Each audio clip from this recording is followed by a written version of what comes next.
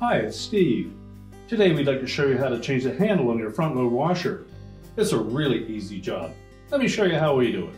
Now to do this repair, if the old handle or portions of it are still attached to your door, we simply need to remove the 2 screws that are securing it. Normally there are a number 20 Torx head screw.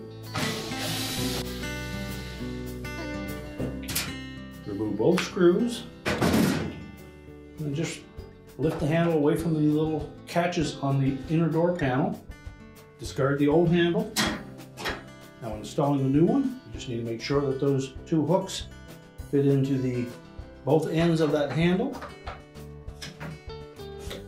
It should lay flush against the perimeter of the outer door panel. Reinstall the retaining screws.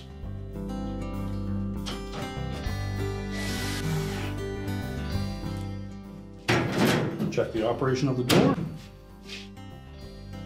And your repair is complete.